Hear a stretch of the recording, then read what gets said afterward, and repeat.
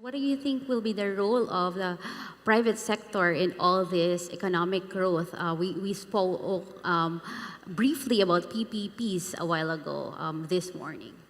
I think, you know, the private sector would be doing good for our own for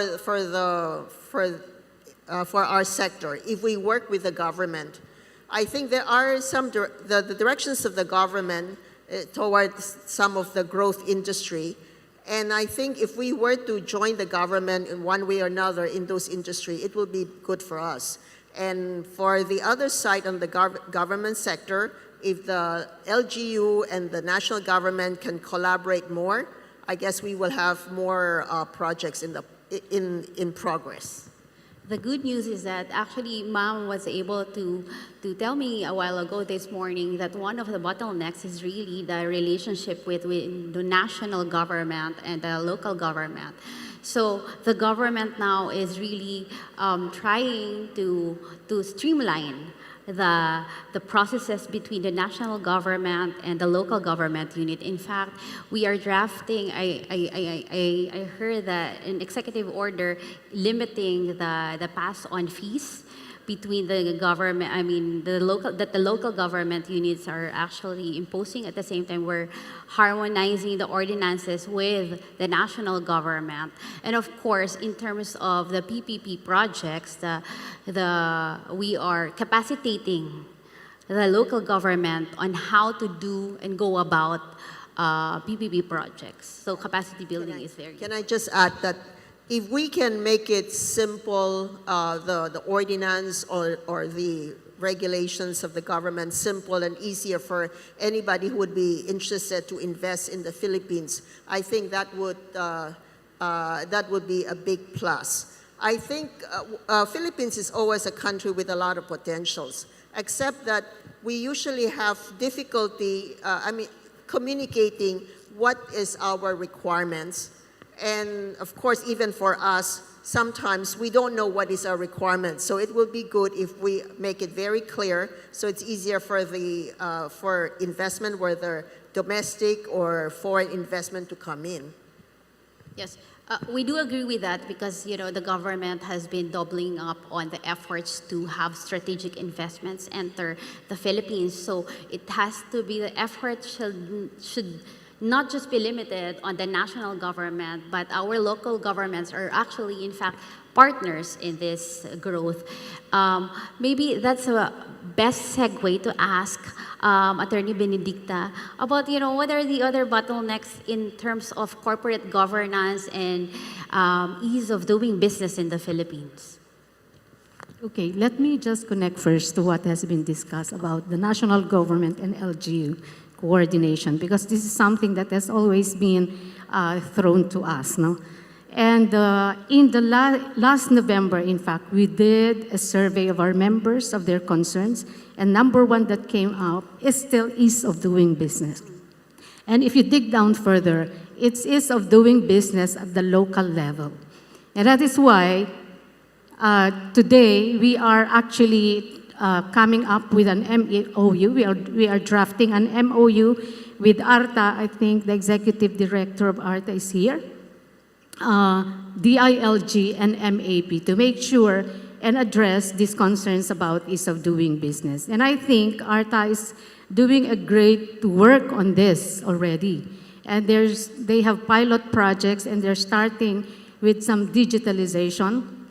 And you would see that there are positive impact on ease of doing business of this digitalization project.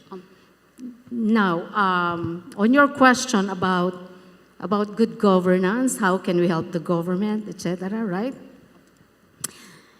MAP has always been open to collaboration with the government when it comes to aspects as transparency, good governance, etc. And we have opened up several fora for discussions to come in. For example, we have this regular breakfast dialogue with policymakers to discuss urgent issues of the day or those that matters for business. Your economic team are members of MAP, to start with Secretary Ben, Secretary RC. We also have Eli Remoluna, we have, who else? DTI Secretary Fred Pascual, who was a past MAP president. And of course, here we have SY-COSON, who is in MAP. So as you can see, there is a natural linkage or connection, and there is the same meeting of the minds when we talk.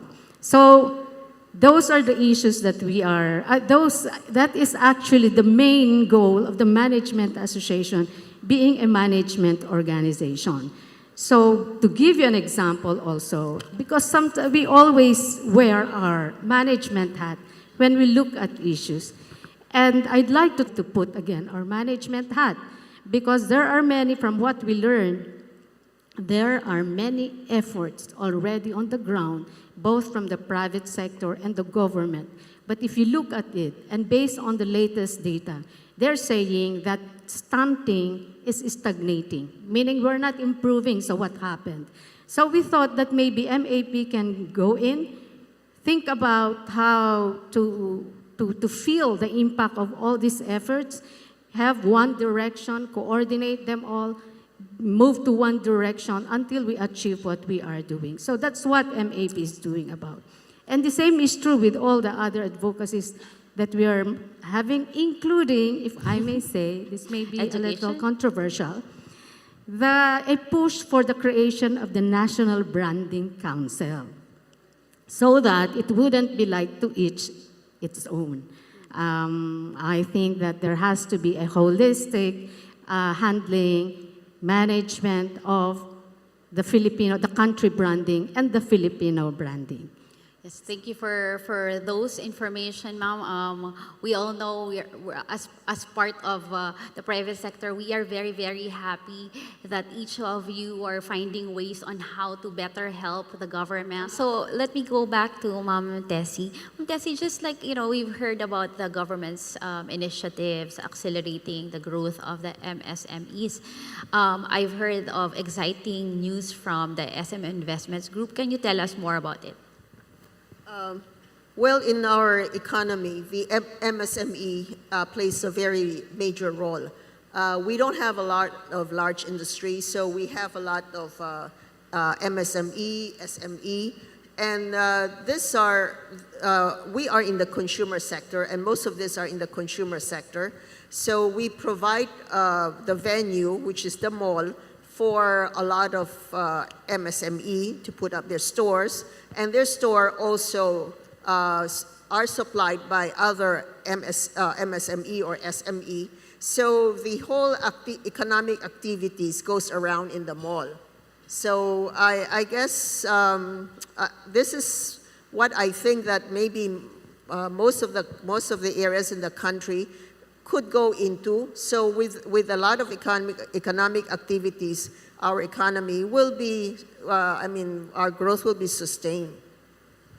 And DTI agrees with that because they've launched a whole gamut of programs really supporting the SMSE.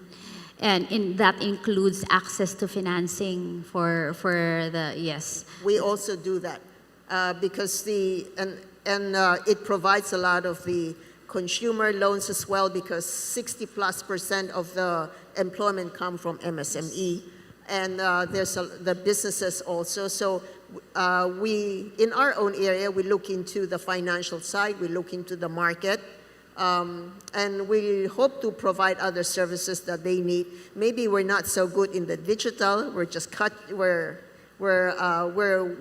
we work along the pace that our clients want. So there are other good telecom that are better in this space.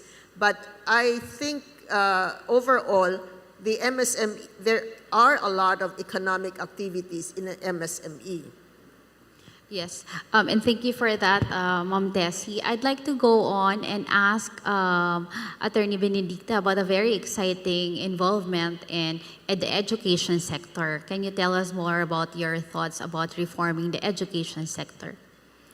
Again, can I add to that MSME first? Sure, Ma'am. I love. Okay, in MAP, what we are doing, and this is our MOU with DTI. No? We're trying to develop the investment ecosystem so that through that we are linking the MSMEs to that ecosystem of big investors that are to come. So we ask them what are the priority sectors, and they have identified initially three that would include renewable energy and creatives, I think. No?